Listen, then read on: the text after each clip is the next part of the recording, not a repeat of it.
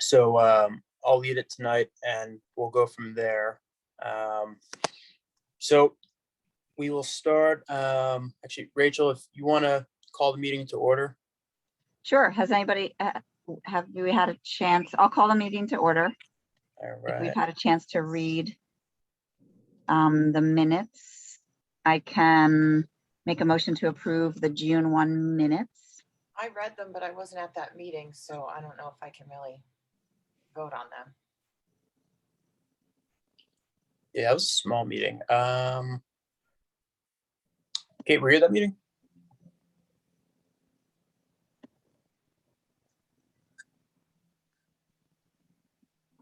Kate's kids are still screaming. Okay. I'm guessing, I'm teasing. I was there, but I'm not a voter. Yeah. Yes, coming. Let's see. Tina just hopped on, but no video or mic from her. Tina, did you get a chance to look at the minutes at all? Yes, I did. They looked good. All right. I make a motion to approve the minutes. Tina, do you want to second it? Sorry. Did I unmute? Second. Excellent. All right. Very good. So public comments or correspondence, and bear with me here. The camera for my laptop is acting up a bit, so I'm on the phone. So I will do my best with the public comments. But please raise your hand and I'll try to get to you. I know we have Ms. O'Brien on the line. I know that we have Ethan Orlino for the multi-purpose wall. We have Dave, I'm not sure if I'm saying the last name, Piola. Correct me when you hop on. I'm sure I'm saying that wrong. Here from the Shade Tree to talk about something later on. But we'll start with the multi-purpose playing wall. And I'll start with Councilwoman Kristen O'Keefe. If you just want to give a quick update from your end, and then Ethan, if you just want to raise your hand, and then when Councilwoman Kristen O'Keefe is finished up, you can hop on. Sure. I'm glad to give a brief update.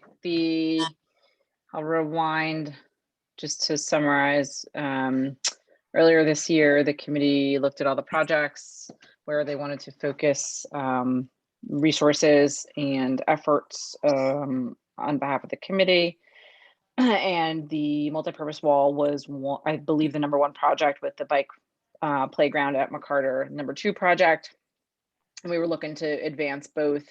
And I believe, just to refresh, this was a project that was approved back in, I believe it was 2018. And then there were some funding issues when it came down to the plans and, I'm forgetting what it's called. Not fair wage. Oh my gosh, I'm blanking. Anyway, there we go.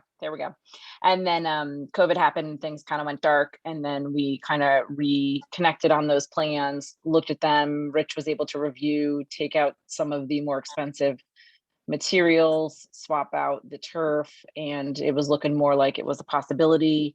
The committee last time we met in June was looking at whether or not the grant would be the grant regarding the bike playground was going to be awarded to the borough. When I checked with DJ this morning, we had not heard one way or another. Possible indicator that it's a no, because those responses were to come in sometime mid-June. DJ was following up. I'm guessing you didn't get any sort of response yet today, DJ? Yeah, not yet. Just to touch on that. So we were supposed to hear back in early June. And typically you'll hear yes or no. I was talking to our borough administrator today, and I was like, is it common to just not get a response? And she said, in her experience, they typically respond one way or the other once they've gotten through all the applications. I know, in speaking to every town really around, that most towns applied. So I'm sure they got a ton of applications. 2 months seems like a really long time to be delayed. So yeah, I sent them a message to see, hey, if it's no, can you just let us know so we can move on with some other projects? Because I know the committee's thought was, if we weren't going to award some of our community appeals funds for the bike playground, we could throw some of those towards the multi-purpose wall at Ferry Fields, and that would give that group along the Blacks some clarity as far as exactly how much money they would likely need to raise. Obviously, they would need some new estimates. Some costs have gone up and things like that since the last estimate, but that would give them a better idea. So it's looking like that's likely the case, but it's not 100% ironclad at this point. But I know that Ethan is on the line. I wasn't sure if he wanted to give in. Yeah, let me just recap for one more additional piece of info, and then I'm glad Ethan can chime in with their updates. So, as I can just say on behalf of council, as the awarding of grants go, they're typically awarded, and then you have a time period within which to put it out to bid and complete the work. And it's usually a pretty good time period, a year or more. So the nice thing about that is, even if we were to receive the grant now, the borough could go ahead with that project in 2022, for example. And, I guess my only thought behind that would be there may be an idea of, instead of waiting to hear back from them, of committing to this project for this year, proceeding with it, and to the extent the grant is awarded, that we then allocate that for 2022. Depending on how things shake out. So those are just my two thoughts. I know Ethan has some updates to share on behalf of Long Live Lax, and I'll let him go ahead and share. Do you need to upgrade him, DJ? So he is unmuted right now. Oh, great. Hi, how's it going? Can you guys hear me? Yep, we got you. Hi, how's it going? Thanks for letting me speak. So before I even got into our updates, I just wanted to reiterate our gratitude, for the continual support from the rec committee. Just if there's any new community members, or just to reiterate for the rec committee members, we formed Long Live Lax in the wake of the suicide of our friend Peter Stark, and he absolutely loved lacrosse, and we wanted to create something tangible, or something that would last, rather in the community, and we thought a lacrosse wall really is what our original plan was. It would be something great to bring kids together, and then we honestly were like, why only lacrosse? Let's make it multi-purpose so that everyone can get involved. And so yeah, I just wanted to say again, thank you for that. And as in terms of updates, so just recently we've been in contact with a person from Clayton Concrete, which is a concrete company, obviously, and they said that they would give us substantial discounts on the materials, which is great news, because the concrete, was about $50,000, or about half the project. And they haven't given us an actual number yet about how much that discount is. However, once they do, we can adjust the budget accordingly. And as well, my dad has been in touch with some other sort of materials company for the ground material. And I think I don't know the exact number for that as well, but that's also another huge portion of the cost. So hopefully we can get the two biggest materials costs down a little bit to lower that deficit. Great. So I guess my just one follow-up comment to that would be, I think once we have those finalized costs from Long Live Lax, and whether we have a response on the grant or not, I would say it probably makes sense at the September meeting to make a decision.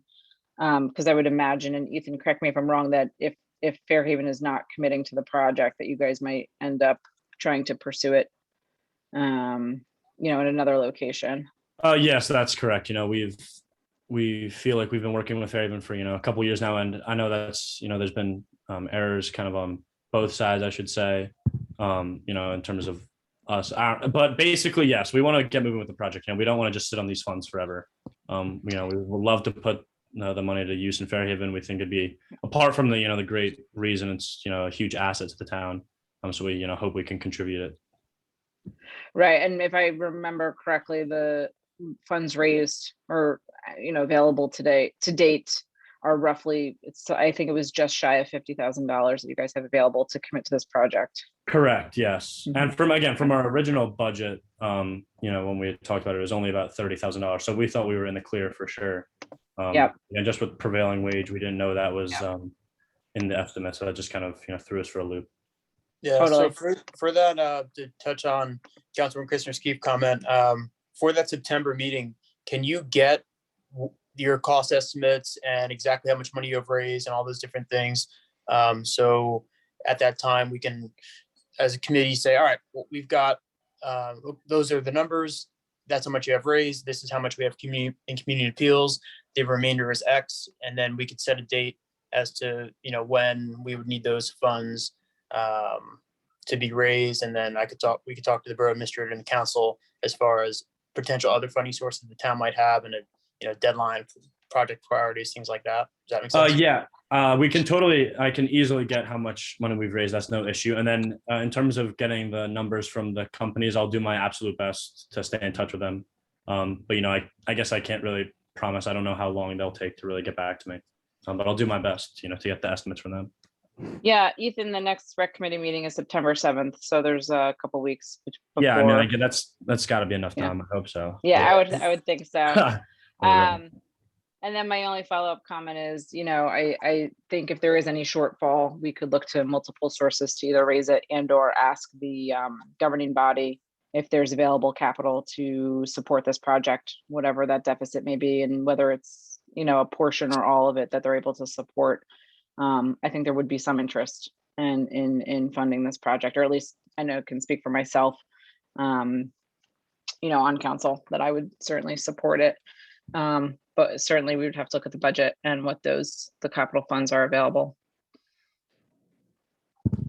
Yeah, sounds good. I'll add that for the September agenda. I know that the Great. committee here has discussed this multiple times, so Yeah. I'm not sure if they have any questions. Nothing's really changed as far as the project goes, but if any No. committee members have questions or comments, feel free to unmute and chime in.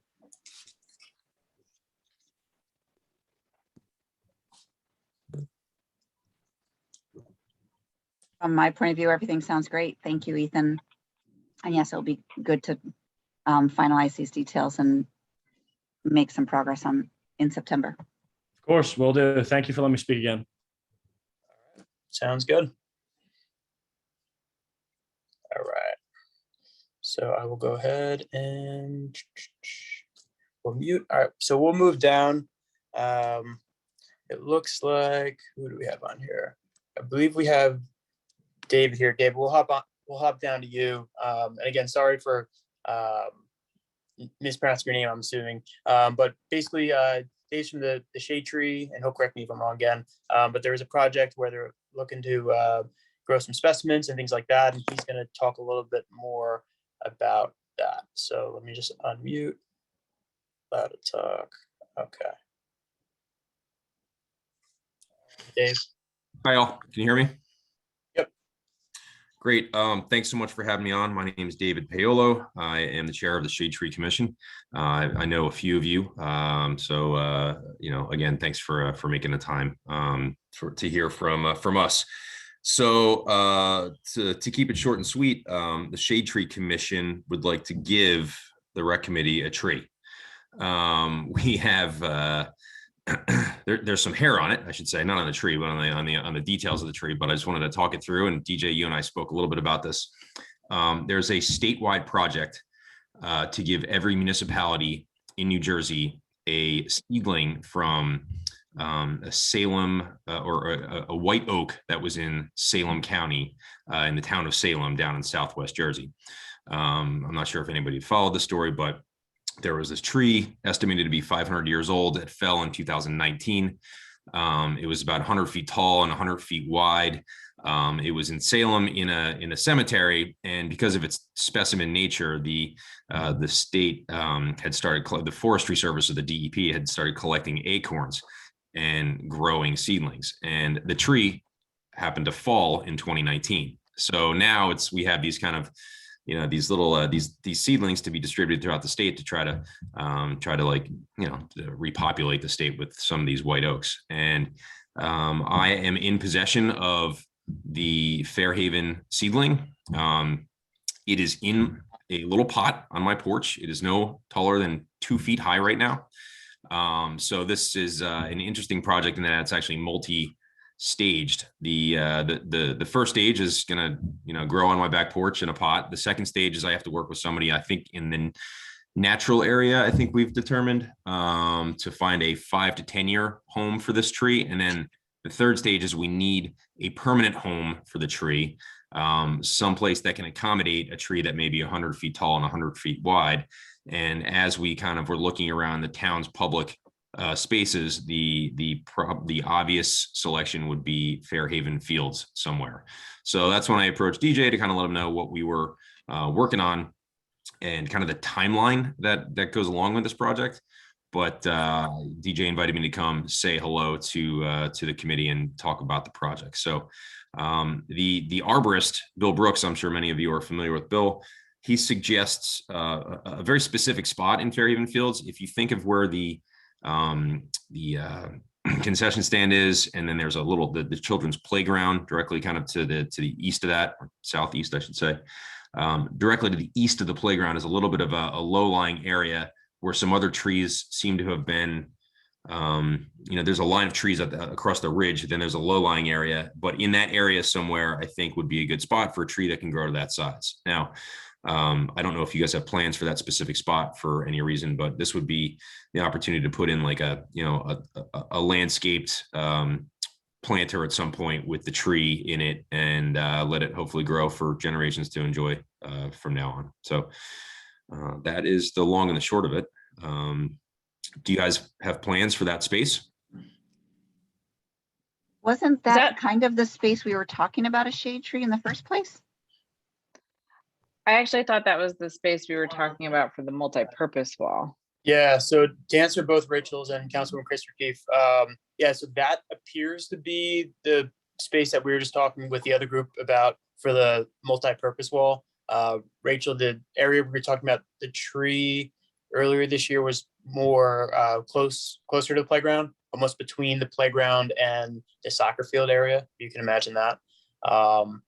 So yeah, this would be more down in that multi-purpose wall area is what it sounds like. I haven't walked the area or talked much about the location with Dave, but I imagine it's something that we would need to take a walk out there and check out and see. 100 feet sounds massive. I don't know how wide of a space it needs or what the fall zone would be or anything like that. But Dave, how quickly does that tree grow?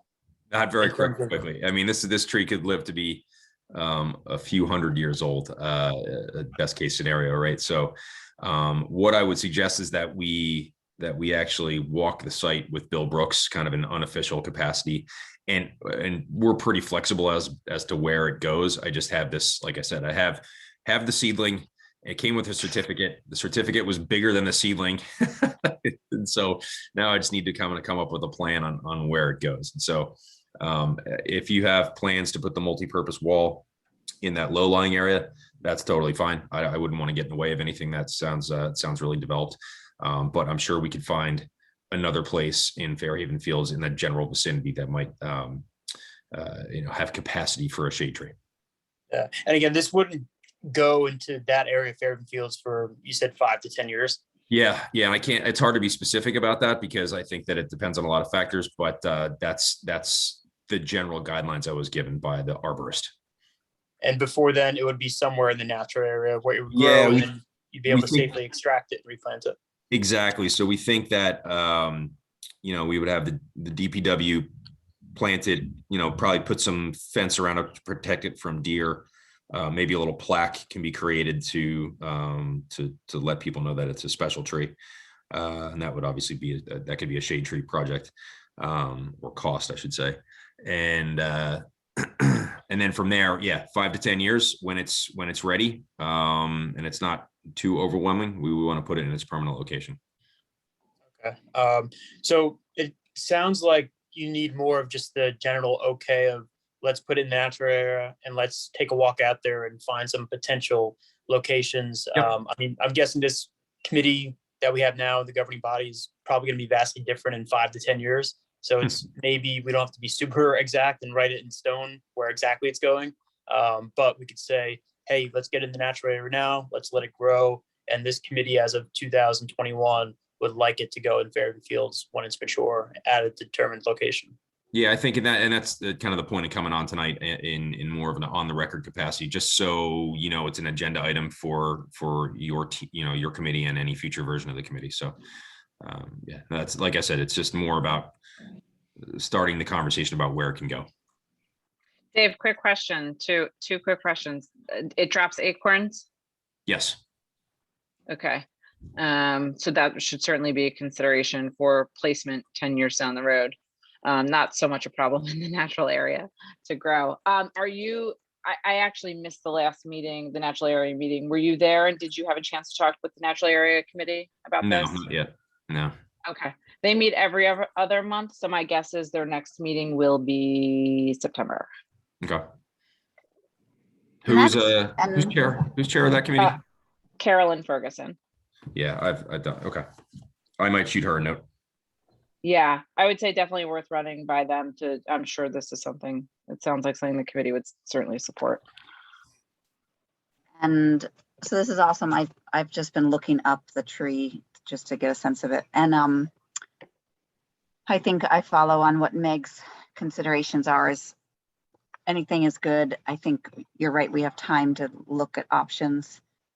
So maybe this is not the right time, but it does seem also, and I get that Fairhaven Fields was picked for certain reasons by professionals. But it does seem as though Fairhaven Fields is also needs to be open space for the ways that it's being used. And there are other places in town that may not need such open spaces. So I'd love to just consider other options possibly if a large, beautiful tree wouldn't be in the way of how Fairhaven Fields is already being used a lot. Just a thought with all think of that the makes sense, sports, especially with and the- field play. Yeah, especially with the acorn consideration, you don't want it too close, to the soccer fields or whatever we're using that little pit space for. I know right now we have our younger kids soccer and some clinics and things like that take place down there. So I think that makes sense. Yeah, and fair enough. Happy to consider other areas. I just was the guidance I was given was that because of the potential width of the tree, you wouldn't want our open space. And so I had originally suggested maybe McCarter Park across from Sickles. But I think that Bill Brooks said that might be a little crowded already with trees and shade trees in particular. So the most open space we have is Fairhaven Fields. So And did that you was- look, did you have, not to, pardon the interruption, did you happen to look at the open space that's the frontage to the bird sanctuary on Harvard? no. So there's like a property size green space before the bird sanctuary, between Harvard and the bird sanctuary. And it's a big open, I mean, it's the size of some of our property parcels.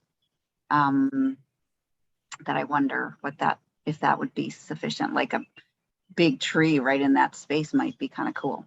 But Yeah, again, I'm not. I can't picture it because I can't picture it, but any suggestions are good suggestions. So That's a great idea. Yeah, that's kind of an open space that doesn't get a lot of love, and a tree might really balance it out. That's a great idea. My other thought was the only other open space I'm aware of that really doesn't have a lot of love is Sportsman's. I realize it's used as a sports field, and then there's basketball courts and everything. So I don't know logistically if there's space, but that would be another property to consider if we want to look at all the potential options. where would you agree? Yeah, it's open space. Where would you just quickly envision in Sportsman Field? I would imagine closer to the parking lot, so it's away from the baseball field and playing. It's one of those locations in town that suffers from zero shade. Yeah, But again, actually, I don't know if Isn't logistically it would Sportsman work. Fields, owned by the school. And we just. Yes. Yeah, so it's not our property. Right. Yeah, I mean, I'm sure that they would consider it if it worked logistically, but again, I also love the idea of the bird sanctuary. Yeah. So it sounds like we have some potential ideas. Dave, is the first step really to get the okay from the natural area? Because if you can't grow it, then there's nowhere to put it anyway. sure. Yeah, I guess you're right. I'll tackle that directly with them. And Okay, and then would you like to maybe circle back with this committee or once you get the okay, hopefully you get the okay, we can meet out at different locations, or I can ask Bill Brooks for, potential locations, bring some of the suggestions from the committee to him, and then we can kind of go from there, knowing that it doesn't seem like we need to make a decision today. Yeah, this is a long-term plan here, so yeah, we don't have to Okay. make this. Yeah, no, that's fine. That's fine. I'll run it up the flagpole with the natural area folks, and then get our halfway house sorted out, and then we can circle back, I guess, with Brooks. Okay, and just to put a bow on it with this committee, is this committee in favor of having the natural area, or recommending that the natural area takes this under consideration to grow this seedling? Yes. Yes. Okay, any objections? All right. Sounds good. All right, so Dave, yeah, we'll mark that down, and we'll put that in our minutes. And then if you want to reach out to the natural area and get that ball rolling with them, get those approvals, and then we can always circle back. Great. Thank you so much for your time. Sure, not a problem. Thanks for hopping on. Yep. Take care. All right.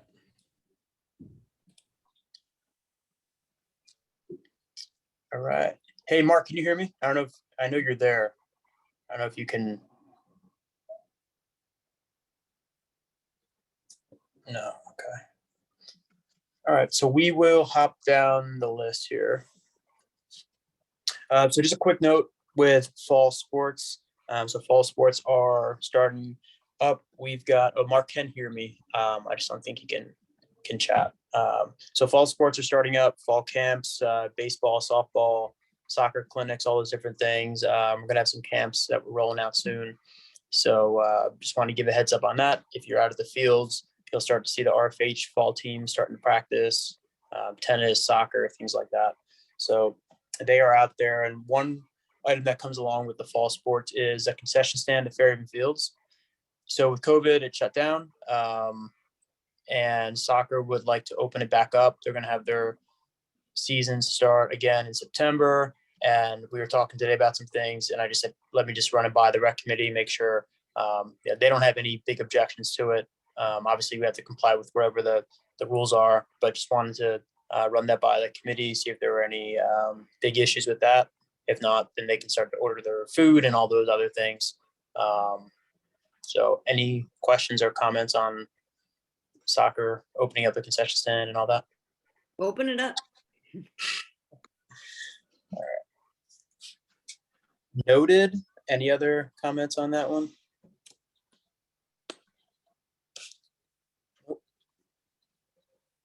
Okay.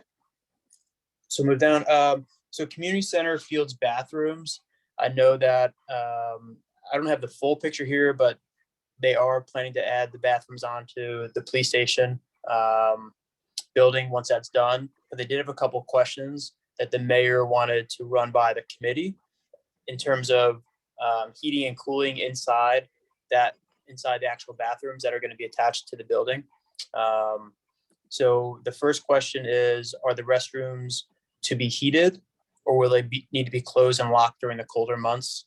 And for reference, the Fairhaven Fields concession stand bathrooms are not heated, so they need to be winterized, and they're typically shut down from early December through the beginning of March, and they open up once the forecast starts to clear a bit. Obviously, what that means is for those few months there, those bathrooms will not be usable. So at Fairhaven Fields, we have a porta-john. I would assume at the community center, if we took those bathrooms away for a period of time, we would put porta-johns up there, would be my guess. So that is the first question, and I'll open that up to committee for suggestions, and we'll give our feedback back to the governing body. Question. Do you get a lot of negative feedback about the Fairhaven Fields bathrooms being closed for those 3 months? So we get people that ask when they're going to be open or things like that. I think for the most part, when people get to a park, it's just kind of like, oh, the bathroom's closed. That stinks. I assume people would rather use the actual bathroom than a porta-john. But I think Is there a significant cost savings to not having them heated? Is that why they're not heated?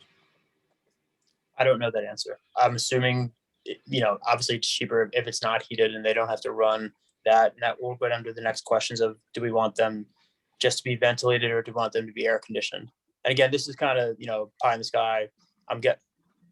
They're going to run the numbers and see, all right, the rec committee suggested this, but the numbers say this, and, it's not the end all be all, the suggestion from the committee. But yeah, I'm sure it's more expensive. It just isn't something that is on part of our wish list for these bathrooms. Currently, Rumson's is not heated. I don't know about the little silver ones. And they're gonna make them out of the concrete block like the other ones are. So they'll hold cold air and be cooler. Do we know? I'm not 100% sure on the specifics of all that. Because that kind of plays a role. Yeah. Meg, are you, Councilman Chris, do you have insight onto the building material? I don't. That would be more of a question for one of the council members who's on the facilities committee. Tina, do you have any insight? Not to put you on the spot, but you might know better than I do. So I missed the last meeting because I was away on vacation. So they must have discussed all this at that point. Yeah, no, I don't know. I would say my 2 cents are, to the extent it is not significantly more expensive to create and to maintain, that it's probably a nice thing to have.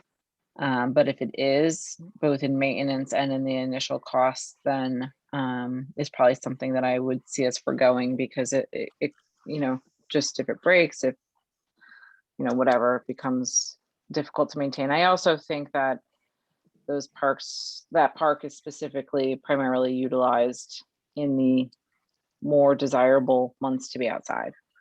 So I don't think it would be a terrible detriment if we had those not climate controlled and closed for a couple of months.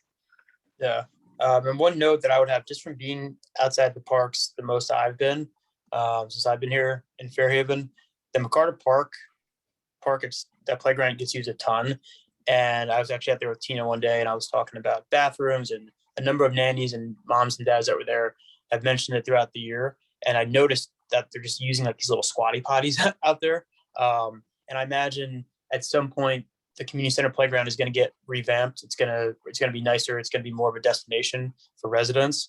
So I would think, that is going to ultimately get used more in those November, December, January, February days. So just looking at the big picture there, I would say, hey, if we're building a new facility and we're going to have nicer playground and things like that, we want to make it an attraction and something that's liked and loved by residents. It makes sense to heat the bathroom so that the park could be used more.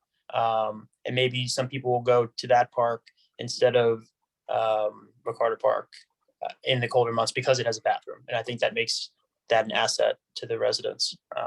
Just one. Yeah, that's a really good point, for sure. At least then it gives you an option to go somewhere where there is an accessible bathroom in the middle of winter versus the other locations where there may not be, at least for now. It's a good point. Yeah, so just some things to consider. I don't know if we want to, I know we have 2 more questions to get through and then we have the rest of the agenda. So do we want to come to a consensus if we want to say that we would like the restrooms heated or not heated? Well, I think my only opinion on that is I just feel like they play hand in hand. So if we're going to end up saying like, well, it gets used for camp and it's getting used during the hotter months, we should have it better ventilated and have some sort of like AC component to it. Then if we're going to lean that way, then we should probably just do the heat at the same time, because then it would probably be, if you're putting in all the equipment, electricity, everything that you need for that, it's probably not that hard to also then heat it. It would be a little bit more, but I don't see it being that much more. Obviously, I could be wrong, but if we vote one way, I think it should just be like, if it's heated, we should also do the AC, and if it's AC, we should also do the heated. I think they go hand in hand. That's just my perspective. I think that makes sense. Mark Mancuso did just text me in. He said that he says heated. So just to get that out to the committee, I think that makes a lot of sense. If you're going to heat it, air condition it, and then that's you're all in one direction on that. I think that makes a lot of sense. So I'll leave it up to the committee. Let's go, what is it, vote for heated and air conditioned or not? I think that's fair. So how do we, if everyone just wants to chime in quickly, all the committee members, and then I'll just tally that up. So hands up for heated. Heated. All right, Mark just texted heated. Kid, I didn't see you. Were you heated or non-heated? Just because I think it's a lot more expensive. I'm pretty sure then the cost of maintaining the heat and the air conditioning is expensive as well. But I don't want to go against everybody on the committee, so it's just cost dependent for me. Okay, I can make that note. And Tina, did you say heated? Yes. Okay, and I'll make the note that it was mentioned by multiple people that obviously there's a cost associated with that, and that should be considered as well. But in general, the committee was on board with heated and air conditioned as the top priority. And for me, for another caveat is if it was a cost issue, I would prioritize heat to keep it open and no AC. Like if they could be divided, I agree with Tina that they're likely wedded, but if they're not, I think heat and keep it open prioritizes over AC. I think that makes a lot of sense. Okay. Sounds good. All right, we will scoot on down. I know we touched on a couple council related items, and Councilwoman Koch is in here. Councilwoman Chris O'Keefe, did you have anything else? I don't think so. Okay, if anything comes up, just hop on in. Thanks. I guess this is actually going to be, I think this is on the next agenda, this old business item at the Fairhaven dock. So Councilwoman Koch asked the committee what they thought about a carry in, carry out policy for the Fairhaven dock, because we had seen some trash there. We had seen in the past years overflowing garbages. Garbage is just really stinking down there. The fishermen will put in old bait, they'll put in fish guts, and it just, even if we service it 5 days a week, that fifth day, there could be a ton of smelly stuff in there, and then it stinks down there for a couple of days. I know our DPW has tried pretty hard this year to put down more cans. We've had cans go missing. We've had, actually one was found in a resident's house across the river. So I guess someone threw it in the river and it floated down the river. Anyway, we had some issues there. I think the council is going to discuss that and just some, I guess there's either kids or teens or all types of people that are down there after hours that aren't supposed to be there. There are a couple emails going around today with the borough administrator trying to figure out what's going on there. So Councilwoman Christian Keefe, I think it's going to be on your next agenda. I'm not 100% sure. But I wanted to see how the committee feels with a carry in, carry out policy there. Because I think our two options are we put even more garbage cans there. And it seems like no matter how many we're putting there, they're getting filled up and trash is overflowing and it's getting into the river, which obviously isn't good. Or we make it a carry in, carry out where, there's no garbage cans, there's no recycling there. If you bring it, you've got to bring it out, which, there's pros and cons, I think, to both of those, but I'll open that up to the committee for thought. This is for the dock only? For the dock, yeah. And I'm sure, I know you have a unique perspective being down there, with the house right over there. And it seems like it's been an issue for years and we try to change it. And like, it is stinky down there. It is smelly with having those garbages there. We do get them serviced twice a week. But, we are still seeing littering down there. We're still seeing, some issues. So curious to hear your thoughts. I vote carry in big time, carry in, carry out. Yeah, I'm with that. You have so many people from out of town that come in. That's where a lot of the mess is. And I think it's not going to blindside people. Is Sandy Hook carry in, carry out? I think people are, whenever I see a garbage can in a public place, I'm actually pleasantly surprised. I think it's becoming I think carry in, carry out is becoming more of a norm. And Mark did just text me with a note that he thinks carry in, carry out works if people care. And if they don't care and it just, hey, I'm done with my Gatorade, I'm going to throw it in the water, then obviously it could end up being worse that way. That's just an example. But yeah, I think it just takes a little bit more, or say, I think it's easier to say, oh, that garbage can is full. Let me try to put this piece of trash in there. And if it blows out, at least I try to throw it away, versus deliberately throwing something in the water. I think less people are fall into that category. But all right, so Jackie and Rachel are thinking, suggest that we try carry in, carry out. Any other thoughts from the committee either way? I think it's worth trialing and seeing. I think we'd have to put signage up, letting people know, whatever you bring in, you're responsible for bringing out. I mean, some people go down there just for a walk with their coffee. Other people go down there, hang out and crab for hours and make a big mess. So I think it just depends, but I think we'd have to put up signage. Definitely agree with that.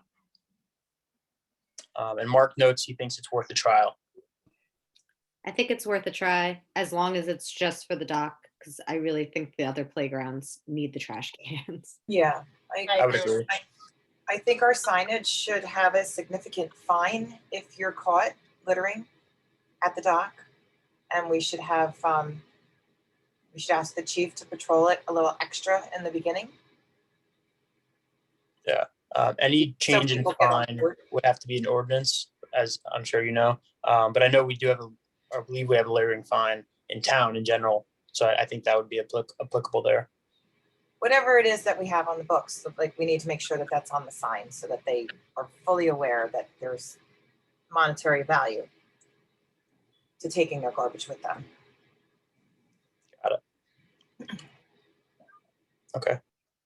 Okay, so I will, oh, Mark is on, awesome.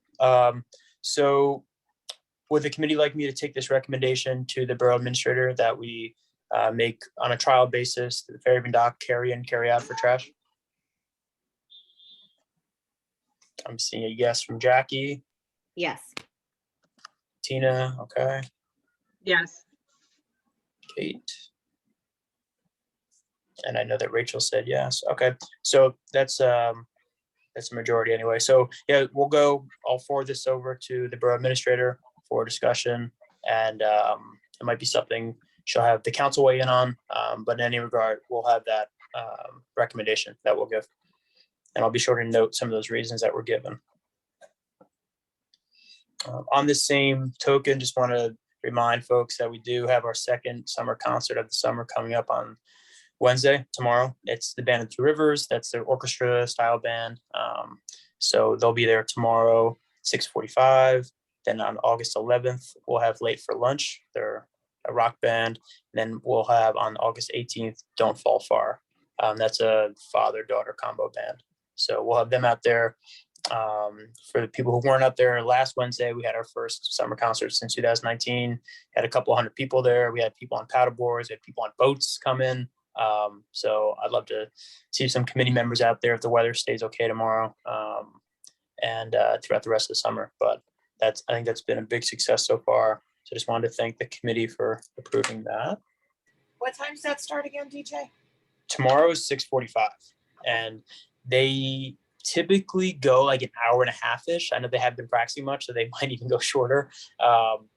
That's, for those who don't know, that's maybe like a 20-person orchestra band or so. They've got people of all ages, but the one leader of the band used to be the RFH orchestra leader like years and years ago. So they draw pretty well.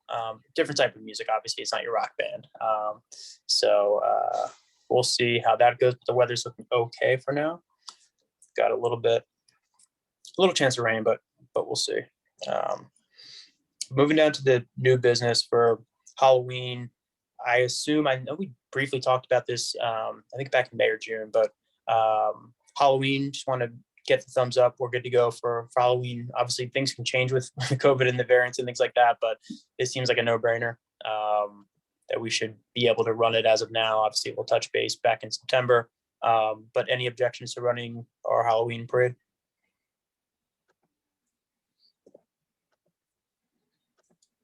Looks like a go. All right, so typically it's a Sunday before Halloween.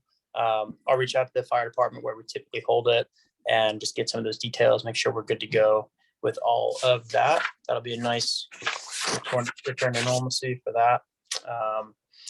Another fall event, senior fitness. Typically we run it once a week inside. And we run it September through June. So we're looking to get that started up again. Any thoughts or suggestion or thoughts or concerns about bringing back senior fitness inside? As long as they feel comfortable, Do it. the seniors feel comfortable. Yeah, has there been any expression on the part of the seniors as to, what kind of precautions might be taken or how it's going to run? Not to me. I've had the instructor reach out a few times. I've had multiple members of that senior fitness community reach out and ask when it's going to come back. So I think they're just eager to start it back up. And I think we would just follow any of the same policies that the local gyms have, whatever those might be or where those might change to. I think we would just stay in lockstep with that.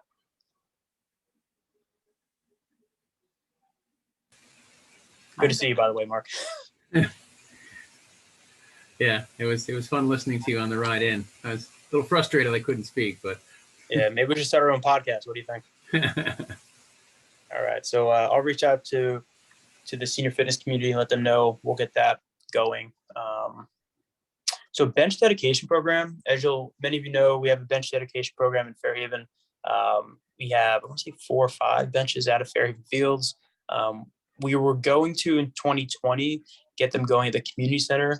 And then obviously COVID happened. And then with the potential of some changing happen over at the community center, we kind of put a pause on that. I did have a resident reach out who would like to donate a bench to Fairhaven Fields, potentially 2. So that got me thinking that was a potential location along like the walking trail area throughout that whole quarter-mile loop. So if the committee's open to that, and we've got 1 or 2 benches already spoken for, then we could open that up for a 2021 round and add some benches along the walking trail there, probably in some nice shaded areas. If the committee's open to that idea, I can take a look at that. yeah, I like that. I think it'll get a lot of use. I agree. That's a great idea. Yeah, I'm good with it. All right, so I will start looking at some locations out there. We'll try to get that going for the fall. So that's all I had. I know that Rachel, you and Kate were going to briefly speak about some type of either running challenge or 100-mile club. I'm not too sure on the details. I think they're doing it over in Rumson. But if you want to quickly touch on that and get thoughts on the committee as far as that goes. It was actually Rachel's idea. She found it on Facebook for Rumson or something, Rachel? I think so. It was either came down from Rumson Rec or from Facebook. So it was Sounds like a kind of in Charlie the Hoffman same vehicle. line of the walking challenge. What'd you say, DJ? Said it sounds like a Charlie Hoffman vehicle. He was big into running and all the running clubs and all that stuff. Yeah. So, yeah. So basically also, so I thought about this kind of a lot we discovered like right after our last meeting, and I run the walking challenges. It's always the same characters who are at the top. So it's hard to get people engaged. My friends who have begged to do it for me are like, no, I'm never going to win. I'm not doing it.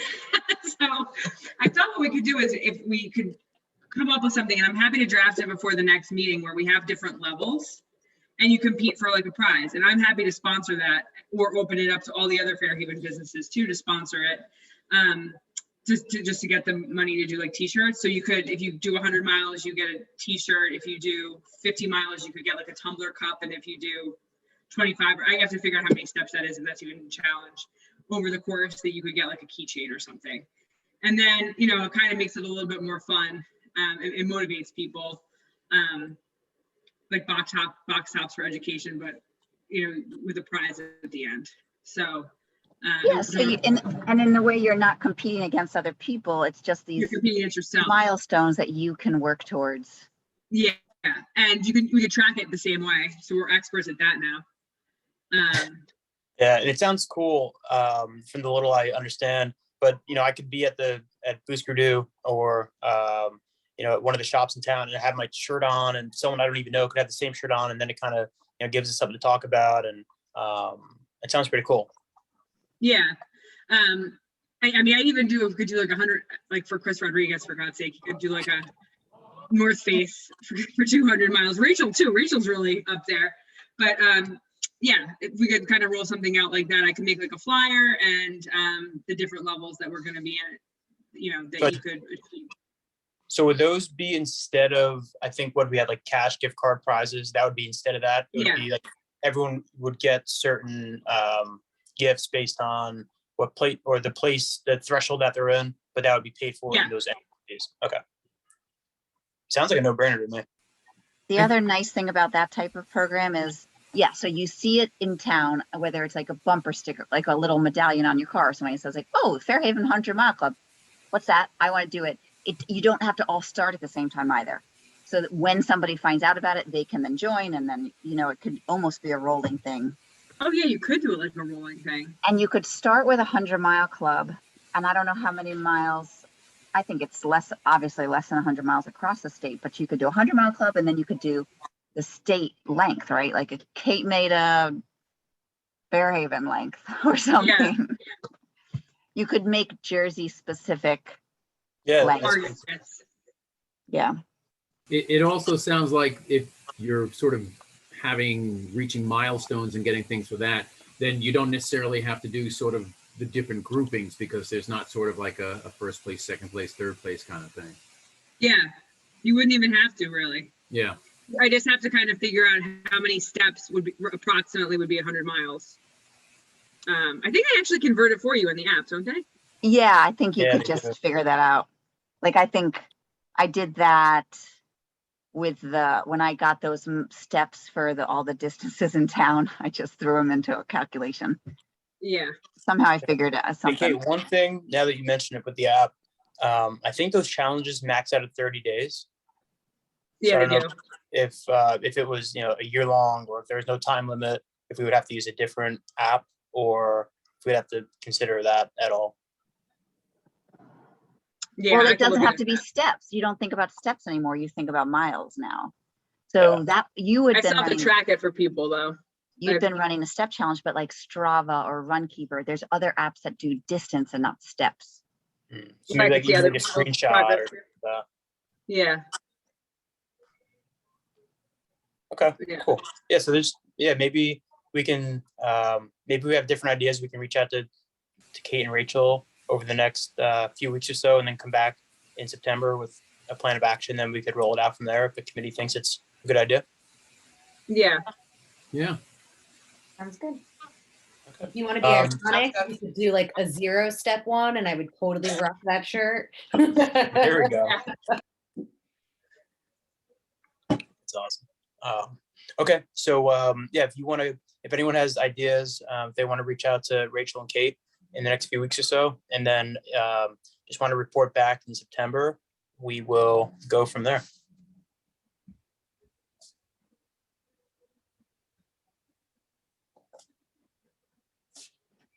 What do you think about me going into a couple businesses and seeing, or I could just even ping people on Facebook to see if they wanted to sponsor it and get featured on the shirt? Fairhaven businesses. I think that could work. I don't see why not. Because if they say like a couple, I don't know how expensive it would be, but if a business donated like $100, they get or $50 or whatever, they get featured on a shirt. That's just an Yeah, idea. I think there's ways to go about that. You know, we could give it to the Fair Business Association and see, you know, if there's any takers there. I know when we had the Rec and Crew t-shirts a couple years ago, we did sponsors. Mhm. And the one thing, since it was from the town, we didn't want to seem like we were favoring one business over the other. So intentionally, I think I sent out an e-blast, and I said that went to all the different businesses and the Fair Business Association. So a particular business couldn't say, hey, the town is choosing, you know, say it was one pizza place over another. We didn't ask the one pizza place, you know. Things can get a little dicey sometimes. So maybe we'll just try to, you know, make that a little smoother. We can think about that for sure. But yeah, Okay. that'll give us some additional funds.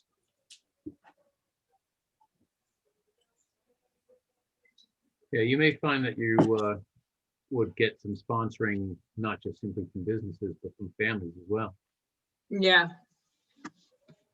Then we could add keep the charity component to it too. You gotta think of how that would all tie in. Mhm. That'd be nice. Yeah, keep the charity on there. So, okay, yeah, looking forward to seeing what kind of ideas we can come up with between now and then. And speaking of the next meeting, so I did speak to Mark. I know that I think some people are going to be away. It's kind of a crazy weekend. The next meeting's supposed to be the 7th, the Monday or the Tuesday after Labor Day. So we talked about moving that to Tuesday, the 14th, the following Tuesday. Is there any objections to moving that weekend or moving the September meeting to the 14th instead of the 7th? No I objection. might have a baby, but otherwise. I'll be Oh. on. And is the timing of this good for everybody? And I apologize for my lateness tonight. Honestly, I was still at camp dealing with some issues and got the text from DJ. I was like, literally like, oh crap. But 6:30 is good timing for everybody. Mm-hmm. Okay, and if we see as things start to change and, you know, there's different priorities as we're hopefully getting past the COVID thing, if we want to go back to 7:30 at some point, we can do that. But we can have those discussions as we move along. But yeah, again, feel free to call me or send me an email if you think, hey, DJ, I'm actually thinking 7:30 works better. I can always, you know, bring that up to the group too. I think we tend to be pretty flexible, but whatever works best for the majority.